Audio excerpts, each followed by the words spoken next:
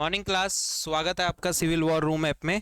यहाँ पर हमारे पास लास्ट लेक्चर अपन ने कहाँ खत्म किया था? Basic introduction of consistency limit. जहाँ पर मैं एक क्विक रिवाइज आपको कराऊँ तो क्या क्या कर लिया हमने ये कर लिया था कि भैया जो कंसिस्टेंसी लिमिट होती हैं वो अलग से कोई बहुत बड़ा चीज़ नहीं होती जिसे आप अलग से बहुत ज़्यादा दिमाग में जोड़ दें। वो वाटर कंटेंट ही होता है। बस एटरबर्ग लिमिट या कंसिस्टेंसी लिमिट वे वाटर कंटेंट की मात्रा होती है जिससे मिट्टी लिक्विड स्टेट से प्लास्टिक स्टेट या प्लास्टिक स्टेट से लिक्विड स्टेट में जाए, या प्लास्टिक स्टेट से सेमी सॉलिड स्टेट से हमारे पास किस में जाए? प्लास्टिक स्टेट में। और इसी तरीके से सेमी सॉलिड स्टेट से हमारे पास किस में? सॉलिड स्टेट, या सॉलिड स्टेट से किस में चली जाए? सेमी सॉलिड स्टेट में चली जाए। यानी वाटर कंटेंट जो कि आपको ओवन ड्राइंग मेथड से, पिक्नोमीटर मेथड से, या फिर अपने पास कहें कैल्शियम कार्बाइड मेथड से निकालना आता है, बस उसी की हमें को आगे क्या करना है, अपने पास उन्हीं से ही ज्ञात करना है। बस हमको मिट्टी की क्या ज्ञात करनी है? स्टेटों को, परिवर्तन को देखना होता है। अब देखिए यहाँ पर हम एक एक करके पढ़ेंगे कि लिक्विड लिमिट क्या होती है, प्लास्टिक लिमिट कैसे निकालते हैं, और श्रिंकेज लिमिट। श्रिंकेज लिमिट से एक चीज और मैंने बताई थी कि श्रिंकेज लिमिट वह वाटर कंटेंट है, वह मिनिमम वाटर कंटेंट है जिसपे मिट्टी कैसी रहती है? फुल्ली सैचुरेटेड रहती है। Fully saturated. तो इसके बाद जितना भी वाटर कंटेंट होगा इस पर मिट्टी फुल्ली सैचुरेटेड रहेगी। यहाँ पर भी, यहाँ पर भी, यहाँ पर भी प्लास्टिक, या फिर कहाँ तक भी चले जाओ मिट्टी फुल्ली सैचुरेटेड रहेगी। पर अगर आपके दिमाग में जो मैंने पिछले लेक्चर में भी बहुत जोर दे के कहा था क्या, कि यदि मिट्टी को पूर्ण रूप से गीला करना है तो उसमें कितना वाटर कंटेंट ऐड कर दो, आप उसके श्रिंकेज लिमिट जितना वाटर कंटेंट ऐड कर दीजिए। यहां तक की कहानी हो गई। तो आज का टॉपिक डालो, आज का नया टॉपिक डालिए, डिटर्मिनेशन ऑफ लिक्विड लिमिट।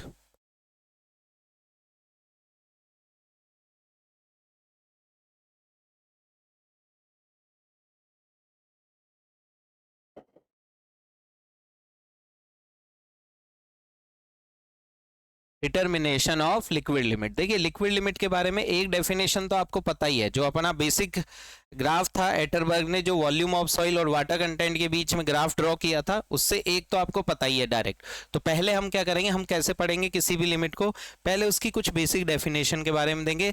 तो हेडिंग तो ऊपर ये डाल दीजिए आप, क्या?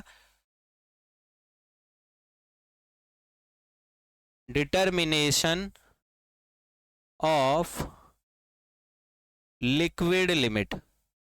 जो लिक्विड लिमिट है उसको कैसे ज्ञात किया जाता है। ठीक है, अब यहां पर एक परिभाषा तो आपको पता है, पहले इसकी डेफिनेशन देख लेते हैं, देन आगे चलेंगे। तो देखिए हमारे पास एक परिभाषा तो ये पता ही है, क्या? कि मिट्टी की जो हमारे पास एटरबर्ग चार्ट था उसमें हमने ये कहा था क्या, कि भैया ये लिक्विड स्टेट, एलएस मतलब लिक्विड स्टेट, पीएस मतलब प्लास्टिक स्टेट। तो लिक्विड लिमिट वह वाटर कंटेंट की मात्रा है जिस पर मिट्टी लिक्विड स्टेट से प्लास्टिक स्टेट में, या प्लास्टिक स्टेट से किस में चेंज हो जाती है, हमारे पास क्या कहते हैं, लिक्विड स्टेट में चेंज हो जाती है। तो हम एक तो हम यही लिख लें, क्या? आप लिख लीजिए हिंदी वाले, क्या होता है? It is a water content. Hindi में बोलूं तो लिखो, यह पानी की वह मात्रा है, वाटर कंटेंट की वह मात्रा है जिसमें मिट्टी लिक्विड स्टेट से प्लास्टिक स्टेट में चेंज हो जाती है, या प्लास्टिक स्टेट से लिक्विड स्टेट में चेंज हो जाती है। It is a water content at which soil change from its liquid state to plastic state. Plastic state, या इसका उल्टा भी हो सकता है, क्या? कि प्लास्टिक स्टेट से किस में चली जाए? लिक्विड स्टेट में चली जाए। तो एक तो हमारे पास डिटर्मिनेशन ऑफ लिक्विड लिमिट की कहानी ये है जो आपको आनी चाहिए। ठीक है, सॉरी परिभाषा ये है। अब इसको मैं दूसरे परिभाषा में, या फिर इस परिभाषा को मैं ऐसे भी लिख दूं, क्या? देखो अगर मान लीजिए ये है, अब मैं लिक्विड लिमिट को थोड़ा सा बड़ा करके दिखा रहा हूं इस वाली चीज को। मान लीजिए ये तो लिक्विड लिमिट है, वाटर कंटेंट की वह मात्रा जिसमें प्लास्टिक से लिक्विड या लिक्विड में चेंज होती है। परंतु अगर मैं मान लीजिए जीरो से पानी बढ़ाता जा रहा हूँ, बढ़ाता जा रहा हूँ, बढ़ाता जा रहा हूँ, मिट्टी में वाटर कंटेंट बढ़ाता जा रहा हूँ, बढ़ाता जा रहा हूं, तो इस वो स्टेज में मिट्टी प्लास्टिक स्टेज में, परंतु इस वाटर कंटेंट पर मैक्सिमम है। तो इस तरफ जो है वो तो हमारे पास क्या है? प्लास्टिक स्टेट है। क्या है? प्लास्टिक स्टेट है। और इस तरफ हमारे पास क्या है? लिक्विड स्टेट है। यही तो कहानी है।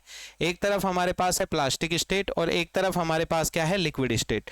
तो अगर मैं इधर से चलूं तो भैया लिक्विड लिमिट यहां तक मैक्सिमम वाटर कंटेंट है, मैक्सिमम वाटर कंटेंट होगी, क्योंकि इस तक हमारे पास क्या हो सकता है? वो प्लास्टिक स्टेट में बनी रह सकती है। तो maximum water content at which soil is in plastic state. अरे यही तो रोना है, प्लास्टिक स्टेट में होगी। ठीक है, और अगर मैं इधर से बात करूं तो कम से कम इतना पानी तो होना ही चाहिए, जब भी जाके तो लिक्विड स्टेट में होगी, उसके बाद चाहे कितना भी ऐड कर दो लिक्विड स्टेट में ही रहेगी। तो अगर मैं इधर से इस दीवार के इस सेपरेशन लाइन के इस तरफ से देखूं तो यह न्यूनतम वाटर कंटेंट है जिस पर मिट्टी कौन सी स्टेट में रह सकती है, लिक्विड स्टेट में। ठीक है, तो क्या बोल सकते हैं, अगर इधर बोलूं तो मैं क्या बोल सकता हूं, मिनिमम वाटर कंटेंट है at which soil is in, कौन सी स्टेट में होती है, लिक्विड स्टेट में। ठीक है, मिट्टी लिक्विड स्टेट में होगी, मिट्टी लिक्विड स्टेट में होगी। तो हमारे पास तीन डेफिनेशन आ गई, ये तो इजी डेफिनेशन है। या फिर और क्वेश्चन जैसे लिखा हो, अगर बोला है मैक्सिमम वाटर कंटेंट है तो मिट्टी में क्या आएगा, प्लास्टिक स्टेट में बनी रह सकती है। और क्वेश्चन में लिख रहा है मिनिमम वाटर कंटेंट है तो वह वाटर कंटेंट है जिसमें मिट्टी कौन सी स्टेट में हो सकती है, लिक्विड स्टेट में। क्योंकि ये तो बिल्कुल बाउंड्री लाइन है, तो इसके इधर देखोगे तो प्लास्टिक स्टेट है, इधर देखोगे तो लिक्विड स्टेट है। तो ये मिनिमम और मैक्सिमम आपको याद रखना है। तो ये दो तीन परिभाषाएं हैं जो हमारे पास किससे बात होती है, लिक्विड लिमिट से बात होती है। अब यहाँ पर जो टॉपिक डला हुआ है हमारे पास क्या, डिटर्मिनेशन। तो यहाँ पर दो तरह के मेथड हैं, एक तो हमारे पास कौन सा है, कैसाग्रांडे मेथड है, एक तो हमारे पास मैकेनिकल मेथड है, कैसाग्रांडे मेथड है, और एक हमारे पास है कोन पेनिट्रेशन मेथड। ठीक है, तो एक तो हमारे पास है कैसाग्रांडे मेथड, और इसी में एक ASTM मेथड और है, कैसाग्रांडे ही टूल है उसी के साथ, और सॉरी अपने इक्विपमेंट है। और एक पढ़ेंगे हम कोन पेनिट्रेशन मेथड। ठीक है, इन दोनों मेथड को देखते हैं। पर सबसे पहले आप क्या लिखोगे, ये वाली डेफिनेशन लिख ली, उसके बाद आप क्या लिखोगे, ये वाली चीज लिखोगे, उसके बाद आप ये वाली चीज लिखोगे। फर्स्ट नंबर पे ये तो मैंने लिखा ही दिया आपको, वीडियो को पॉज कर लेना। और सेकंड नंबर पर, थर्ड नंबर पर आप ये लिख लीजिए कि दो मेथड होते हैं जिससे हम क्या ज्ञात कर सकते हैं, लिक्विड लिमिट ज्ञात कर सकते हैं। लिक्विड लिमिट ज्ञात करना मतलब वाटर कंटेंट ही ज्ञात करेंगे, परंतु कुछ प्रोसीजर है। क्योंकि देखिए मिट्टी खुद तो बताएगी नहीं कि अभी मैं लिक्विड स्टेट में हूँ, अभी भी हूँ, अब मैं प्लास्टिक स्टेट में आ गई। या खुद तो चिल्लाएगी नहीं मिट्टी कि मैं प्लास्टिक स्टेट में हूँ, अब मैं किस में आ गया, लिक्विड स्टेट में आ गया। तो इसको पता करने के लिए कुछ मेथड्स हैं, कुछ टेस्ट है जिनसे हम पता लगा सकते हैं कि अब मिट्टी किस पर आ गई है, लिक्विड स्टेट में आ गई है या प्लास्टिक स्टेट में आ गई है।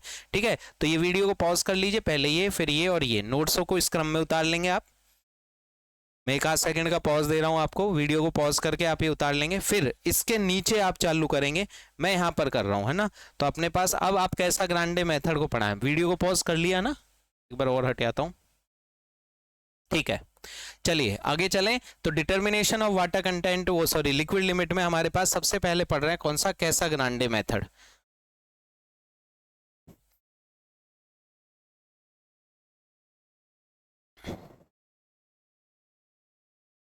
बोर्ड को जब मैं रफ करता रहूं तो आप एक काम कर सकते हैं, क्या एक काम ये कर सकते हैं कि हम वीडियो को फास्ट फॉरवर्ड कर दें थोड़ी देर के लिए, अगर टाइम बचाना है।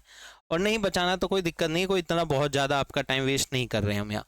ठीक है, तो सबसे पहला पढ़ रहे हैं हमारे पास कैसाग्रांडे मेथड। कैसाग्रांडे मेथड से जो करते हैं उसको एक बार हमारे पास देखेंगे, परंतु वहां पर हमारे पास दो तरह के टूल यूज होते हैं। एक तो कैसाग्रांडे मेथड में कैसाग्रांडे ने ही दिया था, एक कैसाग्रांडे ने दिया था। कैसाग्रांडे का नाम कई बार आएगा आपके पास, ठीक है, तो कैसाग्रांडे का नाम कई बार आएगा आपके पास। और इनको हमारे पास क्या बोला जाता है, second father of soil mechanics भी बोला जाता है। First father of soil mechanics हमारे पास डॉक्टर कर्ल तरजांगी है। ठीक है, एक कैसाग्रांडे थे, तो एक तो इनका ही टूल था जो इन्होंने खुद ने दिया था, कैसाग्रांडे टूल। ठीक है, और एक लिक्विड लिमिट ज्ञात करने के लिए एक और टूल होता है जिसको बोलते हैं ASTM टूल। ये ASTM क्या है, ASTM अमेरिका की एक एजेंसी है, American society of testing material. क्या है, American society of testing material. इसकी फुल फॉर्म बहुत ज़्यादा आपको याद रखने की जरूरत नहीं है, पर आपने एक चीज़ पढ़ी होगी ना सॉम में, UTM, तो UTM भी ASTM कोड के अंतर्गत ही आती है। तो ये ASTM अमेरिका की एजेंसी है जिन्होंने अपने नाम से बहुत सारे टेस्ट और बहुत सारे इक्विपमेंट क्या कर रखे हैं, पेटेंट किए हुए हैं। ठीक है, तो आगे अगर चले तो ये कैसाग्रांडे टूल और ये क्या चीज़ है ये देख लेते हैं, और कौन सा कब काम आता है उसके बारे में बात कर लेंगे। ठीक है, तो एक बार आप अपने स्क्रीन पर चलो। मैंने आपको ये निकाल दिया। तो देखिए ये जो है ये मैकेनिकल लिक्विड लिमिट ज्ञात करने का डिवाइस होता है, ठीक है।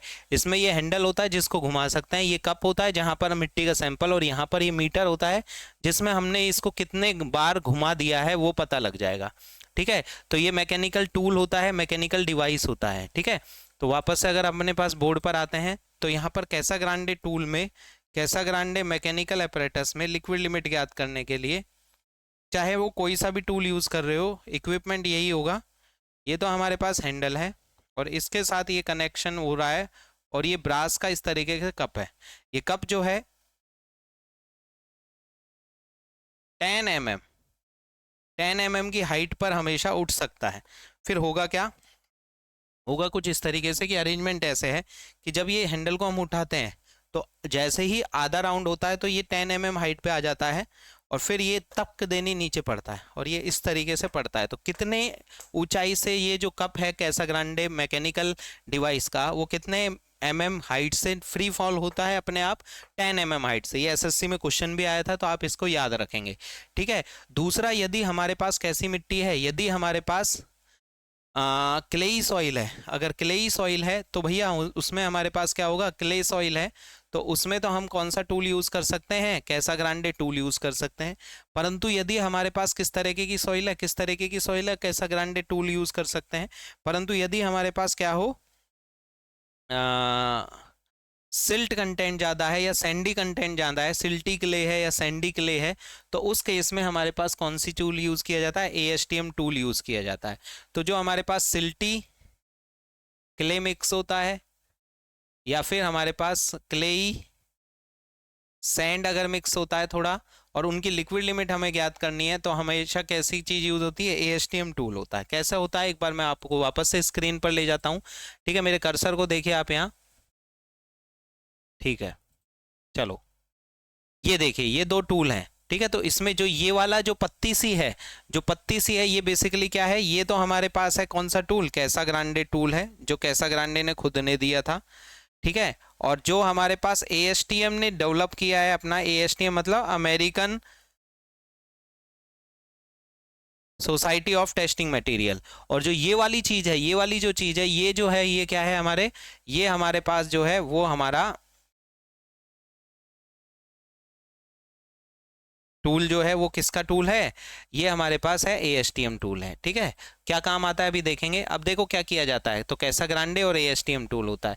एक सिंपल हमारे पास चीनी मिट्टी की कटोरी ले लेते हैं, पोर्सलिन की, एक स्पैचुला होनी चाहिए हमारे पास, और एक तोलने के लिए वेइंग बैलेंस होनी चाहिए, सेंसिटिविटी 0.01 ग्राम, याद नहीं रखनी बस, हमारे पास ये है।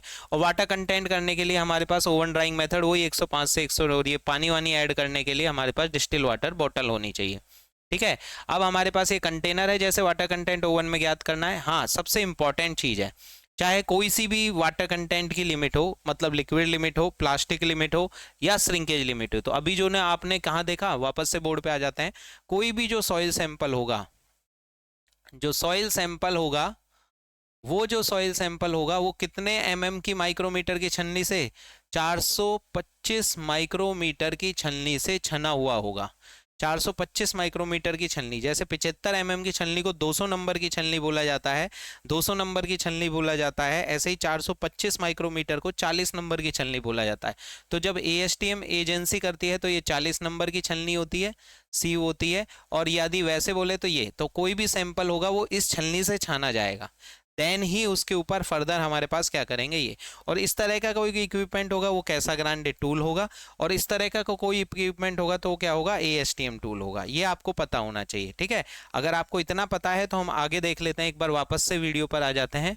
तो यहाँ पर देखिए, इसमें हम मिट्टी को छानेंगे, ठीक है। अब क्या करेंगे, सबसे पहले तो ये देखिए, एक बार चेक कर लेंगे कि हमारा जो मैकेनिकल डिवाइस है वो प्रॉपर तरीके से काम कर रहा है कि नहीं कर रहा, ठीक है। ऑयलिंग वगैरह कर लेंगे। और इसमें ये जो हाइट होती है वो कितने की होती है, 10 की हाइट फ्री फॉल होना चाहिए। अब ओवन ड्राइंग सॉइल जो है वो ले लेते हैं हमारे पास, जिसमें लिक्विड लिमिट हमें ज्ञात करनी है। सैंपल हमारे पास आ गया और उसमें कितना वाटर मिलाया है हमने वो नोट कर लेंगे। तो जो नॉन क्वांटिटी है, स्पेशली हमारे पास कितना 20-25% जो भी है, हम इसमें क्या मिला लेंगे ये। और भैया फटाफट से इस मिट्टी को अच्छे से मिलाएंगे, जैसे आप सीमेंट में इनिशियल सेटलिंग फाइनल सेटलिंग के लिए करते हो, सेम वैसे ही किया जाएगा, पर 425 माइक्रोमीटर की छलनी में से छना हुआ होगा, ठीक है, अच्छे से एक पेस्ट बना लेंगे।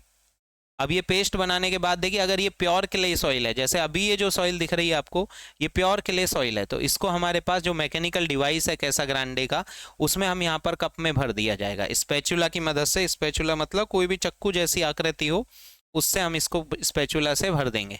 आप मेरा कर्सर देखते जाएं, इस तरीके से इसको भर दिया जाएगा और फिर इसमें ग्रूव काटा जाएगा। अब ग्रूव काटने के लिए दो तरह के होते हैं, एक तो टूल होता है और एक क्या होता है हमारा टूल होता है, और एक तरह का एएसटीएम टूल होता है, और एक कैसा ग्रांडे ने खुद ने। तो देखिए, अगर ये क्ले सॉइल है तो इसमें इस तरीके से ग्रूव काटेंगे तो आराम से इजीली कट आएगा। पर यहीं सैंडी सॉइल होगी, तो सैंडी क्ले होगी, तो क्या होगा, वो इतनी ज्यादा चिकनी नहीं होगी, तो क्या होगा, ये पूरी मिट्टी ही निकल के बाहर आ जाएगी और इस तरीके से ग्रूव काट नहीं पाएंगे। तो एएसटीएम टूल होता है तो उससे इस तरीके से ग्रूव काटा जाता है। अब ये देखिए, जो खांचा का ग्रूव का मतलब जो खांचा काटा जा रहा है, उस खांचे में आपके पास कुछ ना कुछ क्या होती है, डेप्थ होती है, और फिर उसको इस तरीके से पटकना शुरू करते हैं। तो दोबारा से एक बार मैं आपको बोर्ड पे ही ले आता हूं। तो यहाँ पर क्या किया जा रहा है, यहाँ पर मिट्टी के सैंपल को भरा जा रहा है, मिट्टी के सैंपल को भरा जाता है, 425 माइक्रोमीटर की छलनी से छाना जा रहा है, 425 माइक्रोमीटर की छलनी से छाना जा रहा है। देन उसको क्या किया जा रहा है, अपने पास इसमें भर दिया जा रहा है। फिर खांचा काटने के लिए या तो कैसा ग्रांडे टूल होगा, यदि सिल्टी प्योर है तो इतनी चिकनाहट होती है कि उसको आराम से इस टूल से काट सकते हो ग्रूव को। ठीक है, तो ग्रूव जो काटा जाता है इससे काटा जाता है। और अगर ये वाली चीज है एएसटीएम टूल, यदि सैंडी या सिल्टी पार्टिकल है तो इससे करोगे तो पूरी मिट्टी बाहर निकल जाएगी। तो उसके लिए क्या किया जाता है, जैसे ये उंगली मुड़ी हुई है ना, इससे यूं काटा जाता है। अभी अभी आपने वीडियो में भी देखा, ठीक है, अभी अभी आपने वीडियो में भी देखा। चाहो तो मैं दोबारा से चला देता हूं, एक बार दोबारा देख लीजिए, चीज आपको समझ में आ जाएगी। ये देखिए, कैसा ग्रांडे टूल से ग्रूव कट गया। अब यहाँ पर ये ग्रूव की जो डेप्थ होती है, ये बड़ी इंपॉर्टेंट चीज है कि ग्रूव की जो डेप्थ होती है वो कितने एमएम होती है, 8 mm होती है। जबकि जो एएसटीएम टूल होता है वो देखिए मोटाई में ज्यादा ग्रूव काटेगा। तो एएसटीएम टूल जो होता है उससे मोटाई में ज्यादा, ये 10 mm का होता है। तो कई बार ये हाइट आ जाती है हमारे पास, तो इतना आपको आना चाहिए। ठीक है, तो ये वापस से मैं बोर्ड पे ले आता हूँ आपको। चलिए, तो ठीक है, तो अपने पास दोनों ग्रूव्स की एक बार शेप लिख लीजिए। अगर यहाँ पर कोई ग्रूव हमने काटा है, ग्रूव हमने काटा है, तो इस तरीके से कोई खांचा आएगा, तो इसकी जो हाइट होगी, ग्रूव की जो डेप्थ है, ग्रूव की हाइट या डेप्थ जो होती है वो कितने एमएम होती है, 8 mm होती है। उतारते जाओ मेरे साथ साथ, ठीक है। और इसकी जो चौड़ाई होगी, चौड़ाई जो होगी वो हमारे पास कितनी होगी, ऊपर से तो ज्यादा होगी, ठीक है। तो टॉप बिड्थ और bottom width, top width 11 mm की होती है, और जो बॉटम बिड्थ होती है, जो बॉटम बिड्थ होती है वो कितने एमएम की होती है, वो हमारे पास 2 mm की होती है। बहुत कम होती है, 2 mm की होती है। यहीं यदि इससे खांचा काटा है मैंने, अगर मैंने इससे ग्रूव काटा है, अगर इससे ग्रूव काटा है, तो ये ग्रूव की डेप्थ जो होगी वो ज्यादा होगी। डेप्थ जो होगी वो कितनी होगी, हाइट या डेप्थ जो होगी वो हमारे पास होगी कितनी, 10 mm होगी। ठीक है, और जो टॉप बिड्थ होगी वो हमारे पास होगी 13.6 mm।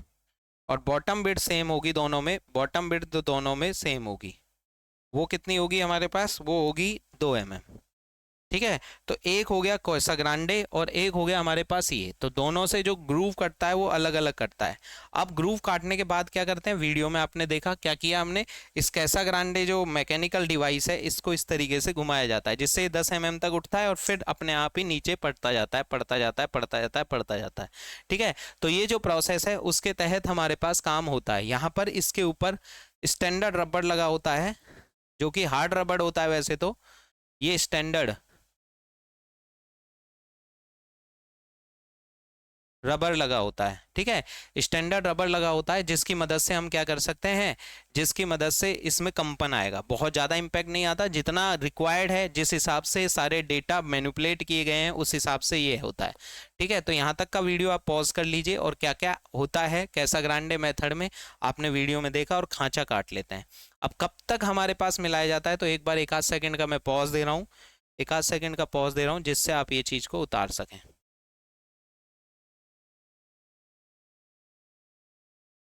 हाँ भाई, उतार लिया। ठीक है, तो अब क्या किया जाता है, ये देखो, अब वापस से मैं आ रहा हूँ यहाँ पर, आपको वापस से सीन 2 पे ले जा रहा हूँ, जहाँ पर आपको ये दिख रहा है। तो क्या किया जाता है, खांचे को मिलाने की कोशिश की जाती है। अब यहाँ सबसे बड़ी दिक्कत यही है कि भैया अपने पास ये खांचा जो मिलाया जा रहा है, ये इस तरीके से खांचा मिल जाता है। तो अभी आप जो देख रहे हैं ये खांचा जो है ये मिल गया। ठीक है। अब ये जो आगे का पूरा कभी भी नहीं मिल पाएगा, शुरुआत का कुछ पोर्शन जो है, शुरुआत का कुछ पोर्शन है वो हमारा मिल जाना चाहिए। लगभग 12 mm तक अगर हमारे पार्ट मिल गया, कोई ज़रूरी नहीं है यहाँ तक मिले। तो कितने नंबर है ये देखो, इसमें हमारे पास नंबर बढ़ते आ रहे हैं 16, 17, 18 इस तरीके से। ठीक है, तो जितने भी नंबर ऑफ बिलोज में, जितने भी नंबर ऑफ बिलोज में मिला है, इस तरीके से बहुत सारे सैंपल ले लिए जाते हैं और मिलाया जाता है। तो टोटल ग्रूव में से 12 mm की विड्थ कहीं से भी मिल जाए वो है। अब उसमें से क्या किया जाएगा, जो हमारा सैंपल है उसमें से हम क्या करेंगे, वाटर कंटेंट निकालने के लिए कुछ मात्रा में इसको खाली को तोल लेंगे कंटेनर को, फिर क्या किया जाएगा, मिट्टी के साथ तोल लेंगे और 24 घंटे में ओवन के बाद तोल लेंगे। ठीक है, तो ओवन के बाद तोल लेंगे और ओवन से हम क्या निकाल लेंगे, वाटर कंटेंट निकाल लेंगे। जैसे ये हमारे पास रीडिंग है, ये देखो ये कितने में मिला था, ग्रूव तो मिला था 17 में, और फर्स्ट कंटेनर की जो रीडिंग है उसमें weight of container, empty container, जैसे वाटर कंटेंट ओवन ड्राइंग में मैंने आपको सिखाया था। ठीक है, जो भी रीडिंग आई XYZ, जो भी रीडिंग आई हमारे पास यहाँ पर आ जाएगी। जैसे ये कितनी आ गई, 20.18 ग्राम। ठीक है, अब क्या हुआ, हमारे पास मिट्टी के साथ निकाल लिया।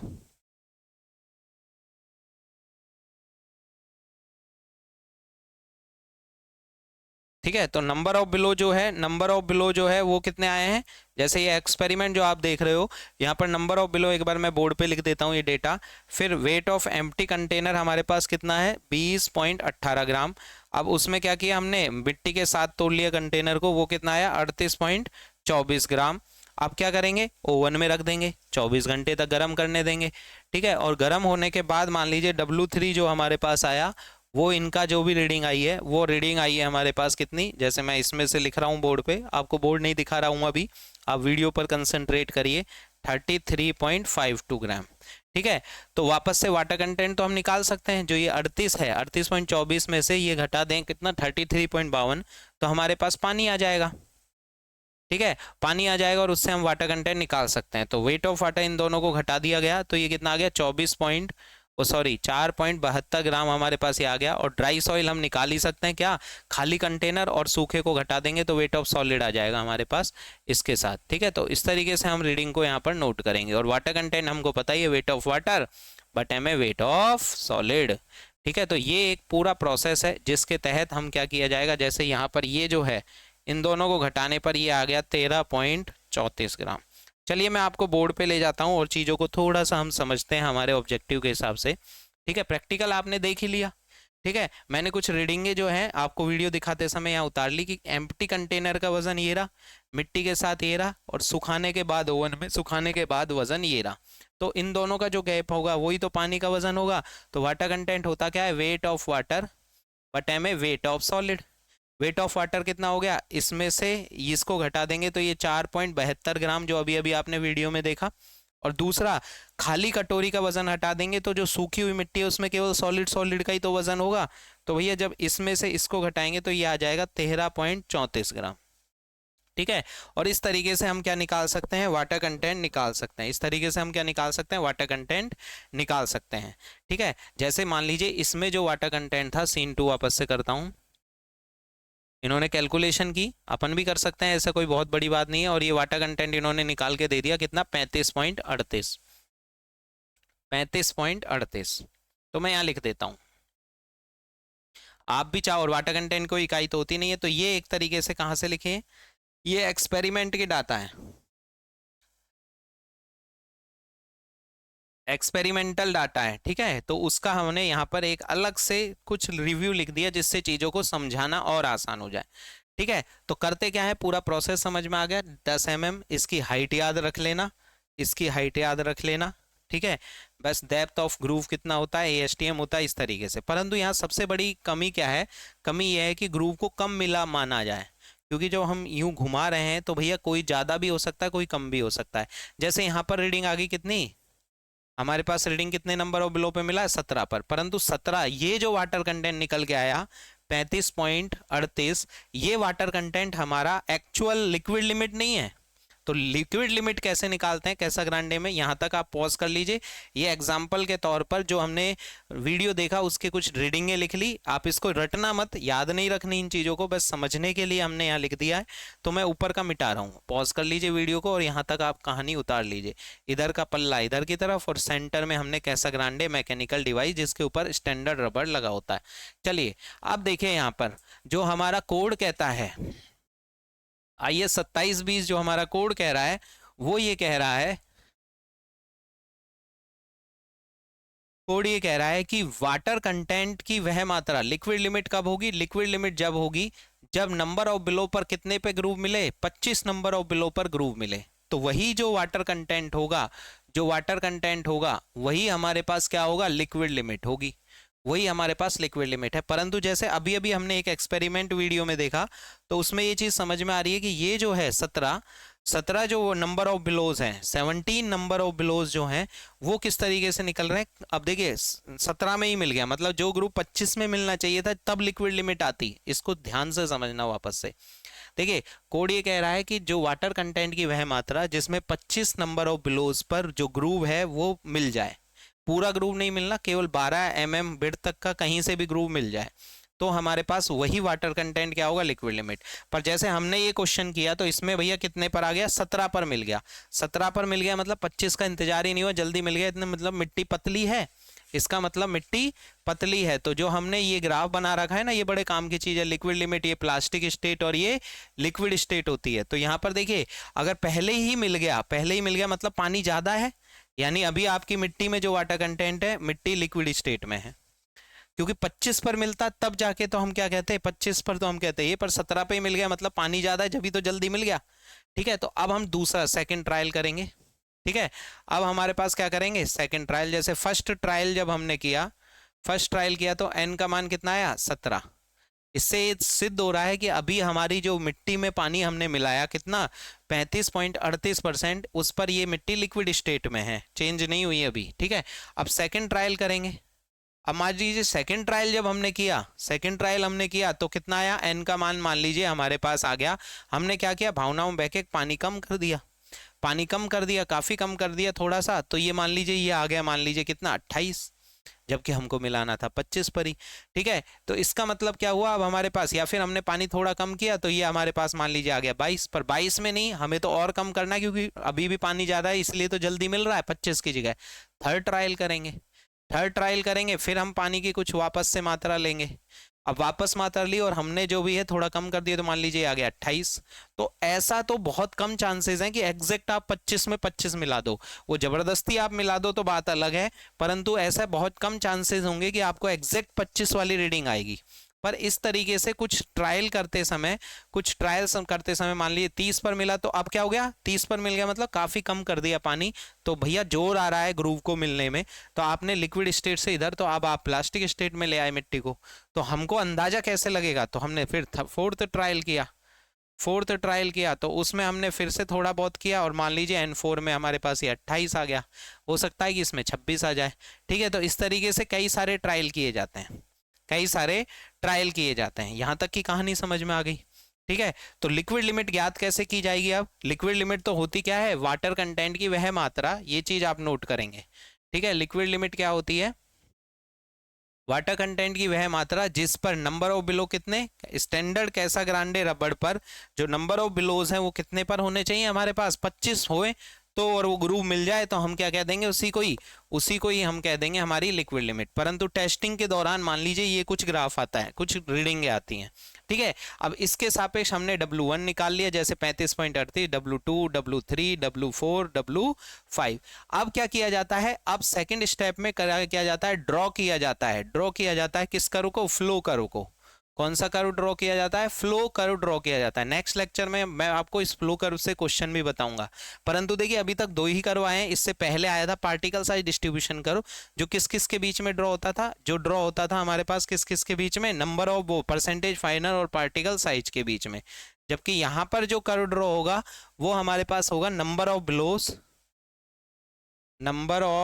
बिलो जो हम पटक रहे हैं उसको, नंबर ऑफ ब्लोज, और एक्स एक्सिस पर लॉग पर ले लेते हैं, log 10 बेस पर हमारे पास क्या ले लिया जाता है, वाटर कंटेंट को ले लिया जाता है। ठीक है, तो यहां पर हमारे पास क्या ले लिया जाता है, वाटर कंटेंट को ले लिया जाता है। सॉरी मैंने उल्टा बोल दिया, वाटर कंटेंट तो लिमिटेड है ना, तो यहाँ पर तो नंबर ऑफ बिलो आ जाते हैं और यहाँ पर आ जाता है वाटर कंटेंट। इसको सही कर लेना आप, वाटर कंटेंट। ठीक है, लॉग भी ले सकते हो, सिंपल भी ले सकते हो, परंतु वैसे अगर आपको एग्जैक्ट निकालना है तो अपन क्या लेते हैं, लॉग ग्राफ ही लेते हैं। तो हमारे पास ये रीडिंग आ जाती है। तो देखिए हमारे पास 17 पर आया है, तो वाटर कंटेंट कुछ क्या होगा, ज़्यादा है, जब भी तो 17 पर आया है। तो मान लीजिए को एक रीडिंग ये आ गई।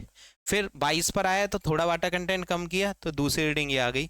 इसी तरीके से तीसरी, चौथी, पांचवी।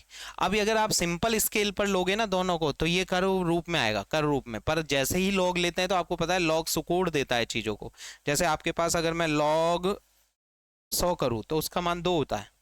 अगर मैं करूँ लॉग 1000 10 की पावर 3 तो इसका मान 3 होता है। लॉग 10,000 तो इसका मान 4 होता है। लॉग 1,00,000 का मान 5 हो जाता है। लॉग 10 लाख तो इसका मान 6 हो जाता है। लॉग 1 करोड़, 1 करोड़ मतलब 10 की पावर 7 जीरो, तो ये 7 हो जाता है। तो लॉग किसी भी चीज को सुकोड़ता है। तो देखिए कोई करो, यदि मान लीजिए ग्राफ कैसा भी टेढ़ा मेढ़ा आ रहा हो, परंतु अगर उसको सुकोड़ के बहुत छोटे से स्पान में देखूंगा, तो छोटे से स्पान में तो सीधी रेखा मान सकता हूँ। छोटे से स्पान में हम उसको क्या मान सकते हैं, एक सीधी रेखा मान सकते हैं। इसलिए नंबर ऑफ बिलोज को हम log 10 पे ले लेते हैं, जिससे कर्व जो होता है वो स्केल लेने में आसानी हो जाती है, सेमी लॉग ग्राफ बनाने में। और हमारे पास ये स्ट्रेट लाइन अज्यूम किया जा सकता है, क्योंकि बहुत बड़ी चीज को, जैसे 10 लाख को हमारे पास कितने में छोड़ दिया, 6 में, तो एक स्ट्रेट लाइन आ जाती है। अब भैया हमारे पास नंबर ऑफ रीडिंग तो अलग अलग है, नंबर ऑफ रीडिंग अलग अलग है। ये 17 है, ये 22 है, ये किसके लिए हुआ है, 30 के लिए हुआ है, ये कितने के लिए हुआ है, 28 के लिए हुआ है। ये हमारे पास, सॉरी, ये 30 के लिए हुआ था, ये 28, और ये 26। 25 कहीं नहीं आया, 25 कहीं नहीं आया। पर मुझे बताओ 25 हम यहाँ पढ़ तो सकते हैं ग्राफ से, तो और वो ग्राफ से जब पढ़ोगे तो ये जो लिक्विड लिमिट होगी, जो ये वाटर कंटेंट होगा, यही तो लिक्विड लिमिट है। तो 25 चाहे हमारे आए ना, रीडिंगों में 25 ना आए, परंतु जो फ्लो कर्व है, फ्लो कर्व है, उससे तो हम 25 निकाल सकते हैं। तो कर्व, अब ऑब्जेक्टिव में क्वेश्चन क्या आता है, लिक्विड लिमिट टेस्ट करते समय कौन सा कर्व बनाया जाता है, कैसाग्रांडे मेथड में फ्लो कर्व बनाया जाता है। अगला ऑब्जेक्टिव का क्वेश्चन कि फ्लो कर्व किस किस के बीच में बनता है, वाटर कंटेंट और नंबर ऑफ बिलोज के बीच में। जहां नंबर ऑफ बिलोज को हम लॉग स्केल में लेते हैं, इसलिए सेमी लॉग ग्राफ है। लॉग स्केल में लेना हमारी मजबूरी हो जाती है, क्योंकि कर्व जो होता है वो किस तरीके से आता है, थोड़ा सा डिफ्लेक्टेड आता है, तो इसका स्लोप नहीं ज्ञात होगा। आगे हम चलेंगे तो फ्लो कर्व का स्लोप बहुत इंपॉर्टेंट चीज बताता है हमको, जो टफनेस इंडेक्स के बारे में बताता है। अब क्या होता है टफनेस इंडेक्स, वो हम देखेंगे। पर फ्लो कर्व की मदद से हमने क्या निकाल लिया था, हमने निकाल लिया 25, सॉरी 26 को नहीं, जो भी 25 वाली रीडिंग है उसको पढ़कर, 25 वाली रीडिंग है उसको पढ़कर, उसके सापेक्ष जो वाटर कंटेंट है वो हमारे पास आ जाएगा।